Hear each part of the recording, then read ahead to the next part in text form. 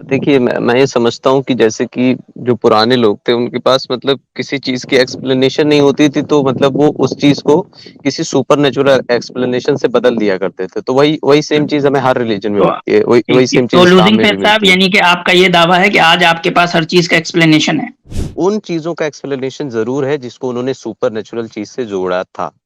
जी। अच्छा, लेकिन आज भी आपके पास बहुत सारी ऐसी चीजें हैं ना जिसका एक्सप्लेनेशन नहीं है। एग्ज़ाम्पल दें आप किस चीज़ का? Fine tuning. अच्छा, कुछ भी कह देना एक्सप्लेनेशन है या उसका कुछ सबूत-वबूत भी दिया जाता है?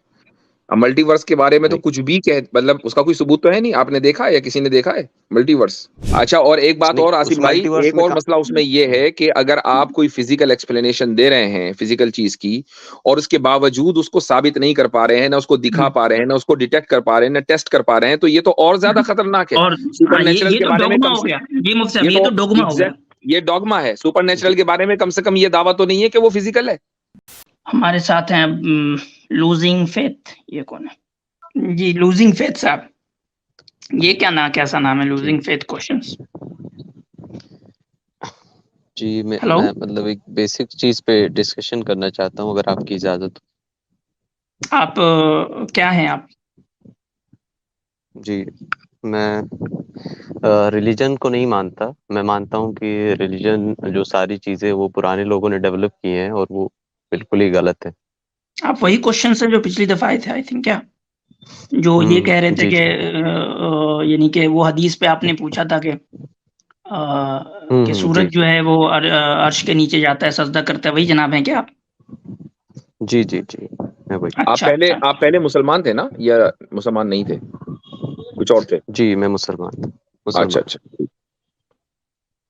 तो आपके नजदीक जो रिलीजन है वो क्या है? रिलिजन्स मतलब सारे पुराने लोगों की डेवलप की हुई थिंकिंग थी, जो कि आज किसी भी तरीके से कंपैटिबल नहीं है, आज गलत साबित होती ही जा रही है और होगी भी किस आगे, माने में ऐसा कंपेटेबल मेरा नहीं है? मानना किस माने में कंपेटेबल नहीं है और किस माने में गलत? मतलब मैं है। इस्लाम की इसी बात कर रहा हूँ, रिलीजन का मतलब मैं तमाम रिलीजन के बारे में नहीं कर रहा हूँ। इस्लाम के बारे में कि वो किस तरीके से कंपेटेबल नहीं है और वो किस तरीके से जो है वो गलत साबित होती जा रही है। नहीं, देखिए मैं ये समझता हूँ कि जैसे कि जो पुराने लोग थे, उनके पास मतलब किसी चीज़ की एक्सप्लेनेशन नहीं होती थी, तो मतलब वो उस चीज़ को किसी सुपरनैचुरल एक्सप्लेनेशन से बदल दिया करते थे। तो वही वही सेम चीज़ हमें हर रिलीजन में तो मिलती है, वही ठीक वही ठीक, सेम तो चीज़ इस्लाम लूजिंग में भी फेथ साहब मिलती है। यानी कि आपका ये दावा है कि आज आपके पास हर चीज का एक्सप्लेनेशन है। नहीं, हर चीज़ का एक्सप्लेनेशन नहीं है, लेकिन जो एक ठीक, तो कंक्लूसिव जो मतलब एक लॉजिकल एक्सप्लेनेशन है। आज भी आप जो है वो पुराने लोगों में और आप में कोई फ़र्क नहीं है कि पुराने लोगों के पास जो है 8 चीज़ों की एक्सप्लेनेशन नहीं थी 10 में से, आपके नज़दीक 5 की नहीं है, 5 की 3 आपने बढ़ा लिए हैं, 5 आज भी नहीं है।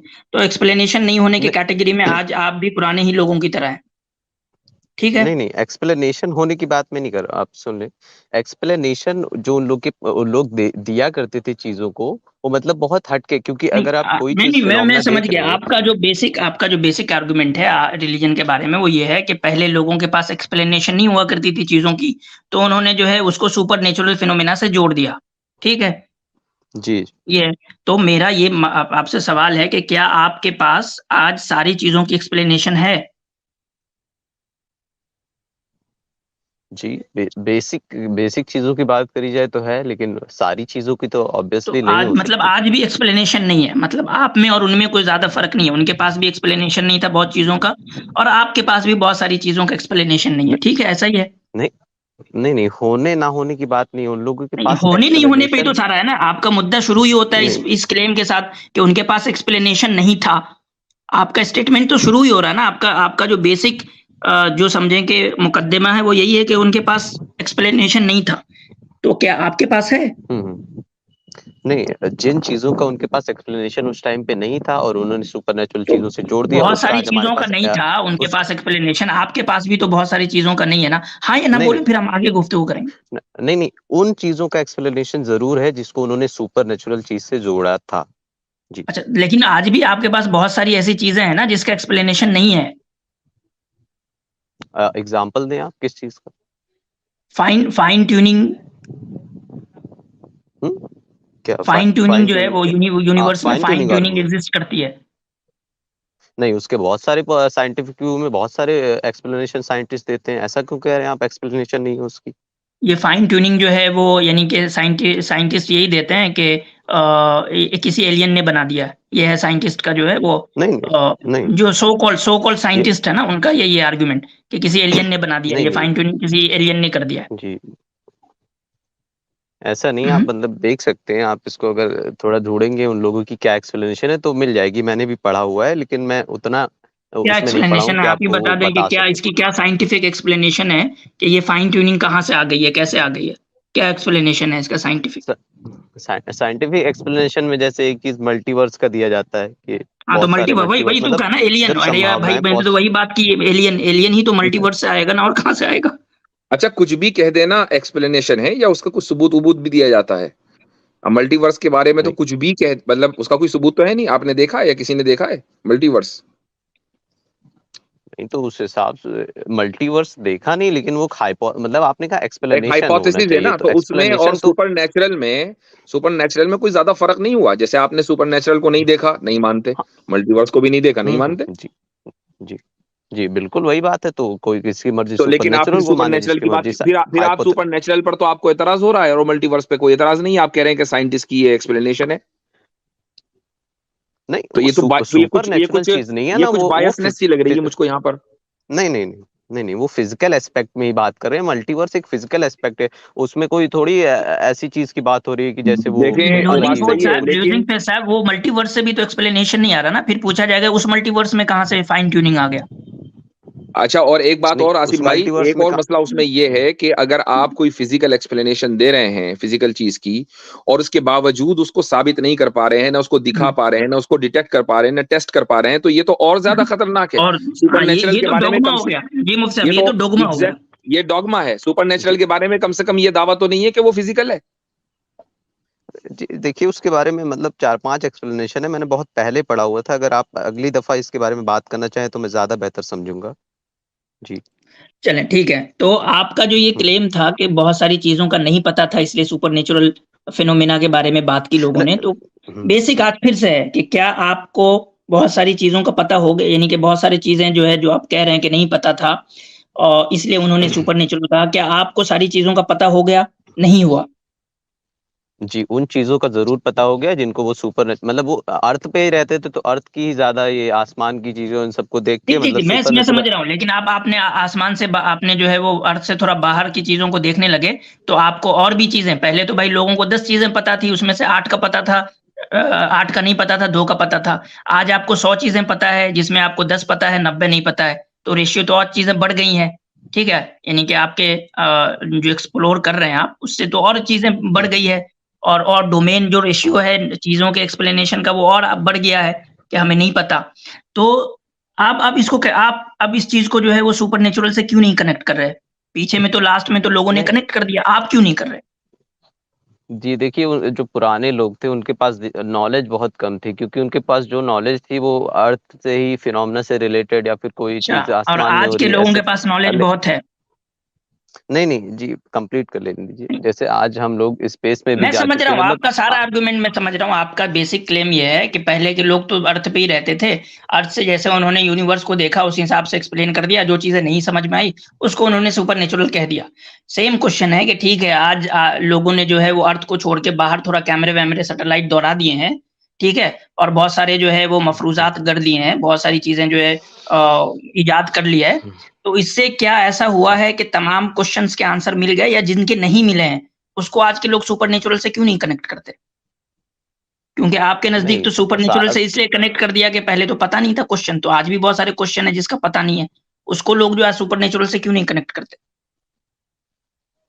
नहीं तो आज के लोग कौन है? अगर आज आप बात करें तो कोई जैसे नॉर्मल वैसा सा जैसे व्यू आप पॉइंट का बंदा जैसे नहीं है आप जो। जैसे आप जो रेशनल रेशनल लोग जो जिनको यानी कि जिनका इतना ज्यादा मेयार है कि वो इस्लाम पे यकीन क्यों करेंगे, तो आप जैसे रेशनल लोग, ठीक है, वो जो नहीं है नहीं वो जी सुपर जी, नेचुरल वो से इस, वो जो वो जुमला इस्तेमाल ना करें जो मैंने पिछली बार, वो आपने सॉरी मैंने आपने गलती लास्ट से टाइम ही कर दिया कहा था। था ये बात, आपने लास्ट टाइम ये बात कही थी, नहीं इसलिए मैंने इस्तेमाल की, आपकी ही नहीं, कही वो हुई बात। आप लोग गलत, मैं उसको बता देता हूँ। आप लोग गलत समझ मेरा मतलब मैं वहां पे क्या गया था, मेरे जैसे मतलब मेरा मतलब वहां पे ये था कि जो मतलब थोड़ा लॉजिक, तर्क या फिर रीजनिंग को मानने वाले लोग हैं वो लोग एक्सेप्ट नहीं करेंगे। तो रीजनिंग को सॉरी अगर आप मैं कहाँ उस मान रहे हैं?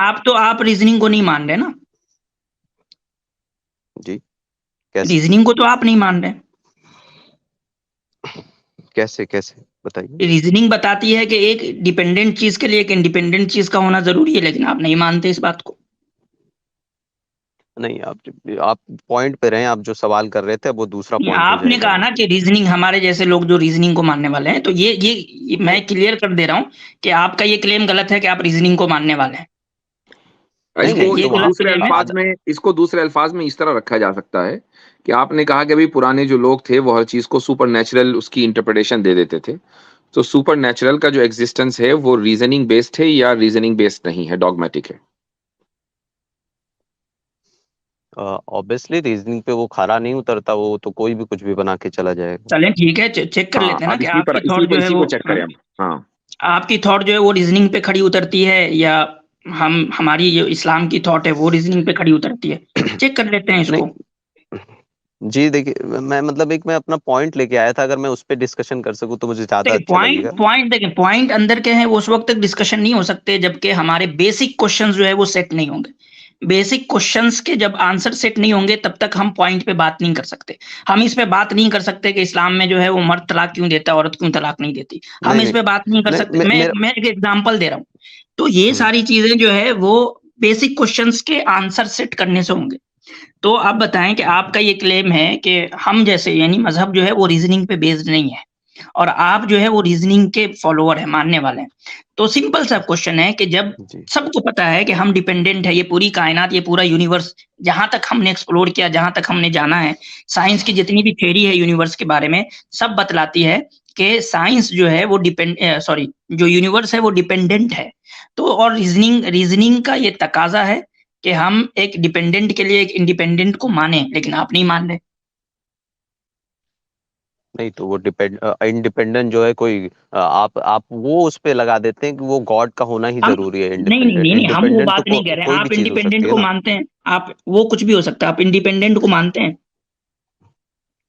हाँ, साइंटिफिक व्यू पॉइंट में कोई इंडिपेंडेंट चीज हो सकती है जो जिसने कॉज साइंटिफिक किया हो, नहीं, कोई अभी हम एनर्जी या फिर रीजनिंग पे बात कर रहे हैं। आप रीजनिंग और साइंटिफिक मेथोडोलॉजी का फर्क समझते हैं? लेकिन साइंटिफिक मेथोडोलॉजी वो रीजनिंग पे ही कई हद तक बेस्ड ना। नहीं नहीं, बिल्कुल नहीं। साइंटिफिक मेथोडोलॉजी को रीजनिंग से क्या लेना देना। साइंटिफिक मेथोडोलॉजी तो इंडक्टिव इसको फॉलो करती है ना, रीजनिंग को। यानी कि वो तजर्बाती, यानी कि एक्सपेरिमेंटल और ऑब्जर्वेशन पे बेस्ड होता है। हाँ, लेकिन उसमें रीजनिंग का भी यूज होता है, बहुत हद तक होता है जहां तक मुझे पता है। आप यानी कि इस फर्क को समझते हैं, रीजनिंग और साइंटिफिक मेथोडोलॉजी के फर्क को समझते हैं आप? रीजनिंग बेस्ड जी नॉलेज वो देखिए, होता है जो आपको आपके अकल से समझ में आती है। ठीक है, उसके लिए ऑब्जर्वेशन और एक्सपेरिमेंट जरूरी नहीं होता, मैं आपको बता दे रहा हूँ। लेकिन साइंटिफिक मेथोडोलॉजी में ऑब्जर्वेशन और ये एक्सपेरिमेंट जो है वो जरूरी होता है। लेकिन जो वो एक्सपेरिमेंट करते हैं वो भी मतलब एक उस पे रीजनिंग या फिर कहें लॉजिक के बेसिस पे ही कर रहे होते हैं कि मतलब एक मेरे भाई चीज लगा देखें, के। एक मैं आपको सलाह दूं, वो ये कि आपने इतना बड़ा स्टेप तो ले लिया कि आपने अपना मजहब या दीन जो भी आप फॉलो करते होंगे वो छोड़ दिया साइंस के चक्कर में। लेकिन साइंस की जो मेथोडोलॉजी और बुनियादी जो चीजें हैं उसका मुझे लग रहा है कि आपको अभी उतना इल्म नहीं है। अगर आप ये कह रहे हैं कि साइंटिस्ट जो हैं वो एम्पेरिसिस्ट नहीं होते बल्कि वो रैशनलिस्ट या रैशनलिज्म के स्कूल ऑफ थॉट को फॉलो कर रहे हैं और डिडक्टिव आर्ग्यूमेंट इस्तेमाल करते हैं बजाय इंडक्टिव के, तो फिर आपको तो फिर बुनियादी चीज भी नहीं पता ना साइंस की। फिर साइंस की बुनियाद पर आपने कैसे छोड़ दिया, क्यों छोड़ दिया मजहब? जी, साइंटिफिक बुनियाद पे नहीं, मतलब जो उसमें चीजें थी वो मतलब मुझे समझ में ही नहीं आती है रिलेट। वो चीजें मेरे भाई आपको इसलिए समझ में नहीं आई क्योंकि आपने साइंस की बुनियाद पर उन चीजों को परखा। अब जिन चीजों की जब आप उनको परख रहे थे तो उसके लिए ये जरूरी है ना कि साइंस का इल्म हो।